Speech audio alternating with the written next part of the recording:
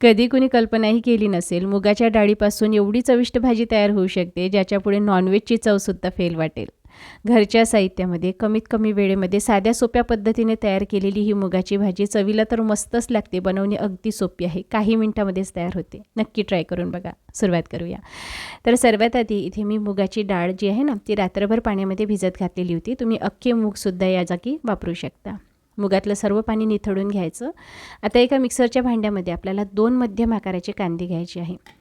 कांदे सोलून घ्यायचे आणि जाडसर चिरून मिक्सरला घालून वाटून घ्यायचे. वाटत असताना थोडं पाणी घालायचं, म्हणजे छान फाईन अशी पेस्ट तयार होईल. ही भाजी बनवायला एवढी साधी सोपी आहे ना, की ज्याला स्वयंपाकही बनवता येत नसेल ना, तो सुद्धा सहज ही भाजी बनवू शकेल. आता त्याच मिक्सरच्या भांड्यामध्ये आपण 2 छोट्या आकाराचे टोमॅटो वाटून घेऊया. हायब्रिड टोमॅटो वापरायचे, ते जास्त आंबट नसतात. टोमॅटो एकदा वाटून झाल्यानंतर यामध्ये आपल्याला मूठभर कोथिंबीर घालायची आहे आणि याचं एकत्रित वाटण तयार करून घ्यायचं. आता त्याच मिक्सरच्या भांड्यामध्ये आपण मूगसुद्धा वाटून घेऊया. मुगामध्ये जास्त पाणी राहायला नको याची काळजी घ्यायची.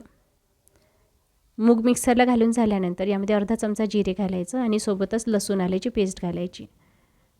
आता याला मिक्सरला वाटत असताना खूप बारीक वाटण तयार करण्याची गरज नाही, जाडसर ठेवलं तरी चालेल. थोडी कोथिंबीर घालायची, चवीनुसार मीठ, अर्धा चमचा लाल तिखट, धनेपूड घालायचं आणि सोबतच थोडं आपल्याला गरम मसाला घालायचा आहे आणि कसुरी मेथीचं पावडर. बाइंडिंगसाठी इथे मी ज्वारीचं पीठ घालते आहे 3 चमचे.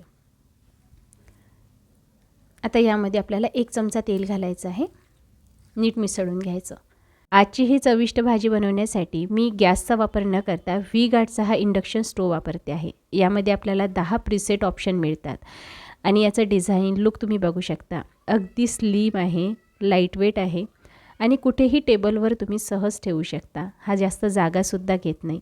व्ही-गार्डचा हा इंडक्शन स्टोव्ह बाकी इंडक्शनपेक्षा वापरायला फार सोपी आहे. यावर जे प्रीसेट मेनू दिलेले आहे ते कुणाला सहज हाताळता येतील असे साधे सोपे आहे. तुम्हाला ऑर्डर करायचं असेल तर लिंक मी डिस्क्रिप्शन बॉक्समध्ये दिलेली आहे. आता इंडक्शनवर आपल्याला एक पातेलं ठेवायचं आहे. सपाट असलेलं पातेलं घ्यायचं आणि खाली पाणी लागलेलं असणार नाही याची काळजी घ्यायची. यामध्ये पाणी घालायचं आहे. वर मी चाळणी ठेवलेली आहे. आता मुगाचं जे वाटण आपण तयार केलेलं आहे ना, त्याच्या आपण अशा वड्या तयार करूया. ओबडधोबड करायचा, खूप असा आकार देत बसायचा नाही. झटपट हे काम होतं, फारसा वेळ लागत नाही. जसं मी तुम्हाला सांगितलं, ही भाजी बनवणे फार सोपी आहे. कमी वेळेमध्ये तुम्ही तयार करू शकता. घरी कोणी पाहुणे आले असेल, कुठली स्पेशल भाजी तुम्हाला करायची असेल ना, तर मुगाची ही भाजी तुम्ही ट्राय करू शकता. सर्वांना खूप आवडेल. खूप मस्त लागते चवीला. विशेष म्हणजे वेळ खूप कमी लागतो. झाकण ठेवायचं. आता काय करायचं, इंडक्शनला जे बटन दिलेलं आहे ते ऑन करायचं आणि मेनूचं जे बटन आहे ते प्रेस केल्यानंतर आपल्याला बॉईलचं ऑप्शन सिलेक्ट करायचं आहे. तुम्ही मेनूचं बटन क्लिक केलं की एक एक करून एक एक मेनूवर तुम्हाला लाईट ब्लिंक होताना दिसेल. जो तुम्हाला मेनू हवा आहे तो सिलेक्ट करायचा. वड्या 10 मिनिटानंतर वाफवून तयार झालेल्या आहे. हाताला चिकटत नाही आहे, रेडी आहे. आता जे पॉवरचं बटन दिलेलं आहे तेच ऑफ करायचं. मेन पॉवर ऑफ करण्याची गरज नाही.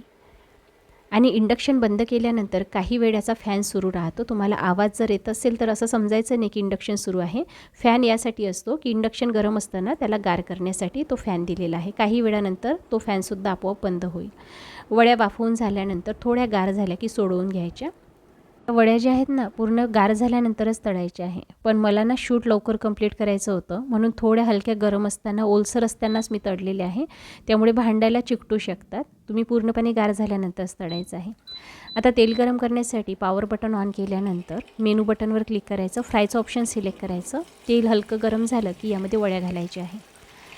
तर इथे भांडं तुम्ही बघू शकता. मी सपाट बुडाचं भांडं घेतलेलं आहे.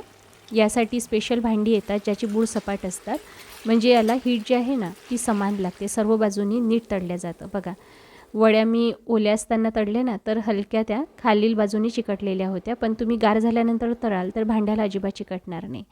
आता आपल्याला करी बनवण्यासाठी करीचं ऑप्शनसुद्धा इथे दिलेलं आहे. पॉवर ऑन करायचा, परत मेनूवर क्लिक करायचं. बघा, रेड लाईट जो आहे ना तो करीवर आलेला आहे. तेल हलकं गरम झालं की यामध्ये आपल्याला सर्वात आधी मोहरी घालायची आहे. मोहरी तडतडली की यामध्ये मी जिरे घालते आहे. आता यामध्ये कांद्याची पेस्ट घालायची. कांद्याची पेस्ट आपल्याला छान तांबूस रंग येईपर्यंत परतायची आहे. आता बघा, सुरुवातीला ना मी करीवर ऑप्शन सिलेक्ट केलेलं होतं, पण नंतर मी स्लो कुकवर सिलेक्ट केलेलं आहे. जे 500वर सेट आहे हे आपण वाढवू किंवा कमी करू शकत नाही, कारण हा प्रीसेट मेनूमधला मेनू आपण सिलेक्ट केलेला आहे. पण जर तुम्हाला याचं टेम्परेचर अजून वाढवायचं असेल तर तुम्हाला मॅन्युअलवर सिलेक्ट करावं लागेल. मेनू बटन क्लिक करायचं. मॅन्युअलवर आल्यानंतर तुम्ही याचं टेम्परेचर वाढवू शकता, कमी करू शकता. म्हणजे मॅन्युअली तुम्हाला पॉवर वाढवता येईल किंवा कमी करता येईल. बरेच वेळा भाजी करत असताना आपल्याला जास्त तापमानाची गरज पडते, मसाले घालत असताना कमी तापमानाची गरज पडते. तर त्यासाठी मॅन्युअलचं जर ऑप्शन तुम्ही सिलेक्ट केलं तर तुम्ही याचं जे टेम्परेचर आहे ना ते कमी जास्त करू शकता. आता मी 700वर ठेवलं, त्यानंतर मी 900वर ठेवलेलं होतं. आता यामध्ये टोमॅटोची पेस्ट घातलेली आहे, सोबतच मीठ घालायचं. कुकिंग लवकर व्हावी यासाठी आपण तापमान वाढवू शकतो. झाकण ठेवायचं. बघा इथे दूध फुटल्यासारखं टेक्स्चर आलेलं आहे, यातलं सर्व पाणी निघून गेलं. कांदा टोमॅटो छान शिजलेले आहे. आता मसाले घालण्याआधी मी याचं तापमान कमी करते आहे. 300वर आणलेलं आहे, यापेक्षा तापमान कमी होत नाही, हे सर्वात कमी तापमान आहे. आता यामध्ये मी लाल तिखट 2 चमचे, हळद घातलेली आहे, धनेपूड 2 चमचे घातलेला आहे, थोडा गरम मसाला घालायचा, जिरेपूड घालायचं, किचन किंग मसाला घालायचा आणि कसुरी मेथीचं पावडर घालायचं. सोबतच लसूण आल्याची पेस्ट 2 मोठे चमचे घालायची, खडा मसाला घालायचा आणि बारीक चिरलेली कोथिंबीर घालायची. खडा मसाला नसेल तर तुम्ही स्किप करू शकता. आणि बनवायचा असेल तर कलमी जी असते ना, दालचिनी, हिरवी वेलची, मोठी वेलची, थोडी मिरे घ्यायची आणि थोड्या लवंगा घ्यायच्या, मिक्सरला वाटून घ्यायचं. जाडसर वाटलं तरीही चालेल आणि त्याचं पावडर करून घालायचं. छान चव येते भाजीला. आता यामध्ये कडकडीत गरम पाणी घालायचं आहे. थोडं थोडं करून मी पाणी घालते आहे. तुम्हाला ग्रेव्ही किती दाटसर किंवा पातळ हवी आहे त्यानुसार पाणी घालायचं. बघा मस्त थिक अशी ग्रेव्ही तयार झालेली आहे. फक्त कांदा टोमॅटो आणि बेसिक मसाले घालून ही ग्रेव्ही एवढी चविष्ट तयार होते ना की यापुढे नॉनव्हेजसुद्धा फेल वाटते. यामध्ये आता तळून घेतलेले हे मूग वडी घालायची आहे. छान परतून घ्यायचं, जास्त शिजवण्याची गरज नाही. मूग वडी तुम्ही जास्त शिजवाल ना तर ग्रेव्ही खूप थिक होऊन जाईल. चला आता इंडक्शनचा फॅन बंद झाल्यानंतर, म्हणजे इंडक्शन थोडं गार झाल्यानंतर पुसून घ्यायचं. याचा सेरॅमिक सरफेस असल्यामुळे साफ करणं खूप सोपी आहे, लवकर स्वच्छ होतं. यावर आता मी तवा ठेवलेला आहे. आपल्याला चपातीसाठी स्पेशल ऑप्शन दिलेला आहे, मेनूवर सिलेक्ट करायचं. चपातीचं ऑप्शन सिलेक्ट झालं, तवा छान गरम झाला की यावर आपल्याला चपाती शेकून घ्यायची आहे. बघा मस्त टम्म फुगलेली चपाती इथे तयार झालेली आहे. सकाळच्या घाई गडबडीमध्ये आपल्याला झटपट जर स्वयंपाक तयार करायचा असेल ना तर इंडक्शन बेस्ट असतं. लवकर स्वयंपाक तयार होतो आणि हवं तेव्हा आपण कुकिंग करू शकतो. मस्त चमचमीत अशी मुगाची ही करी तयार झालेली आहे. दिसायला जेवढी मस्त दिसते आहे ना त्यापेक्षा कितीतरी पटीने चविष्ट लागते. लहान मोठे सर्वजण बोटे चाखून खातील एवढी भन्नाट चवीची ही मुगाची भाजी एकदा नक्की ट्राय करून बघा.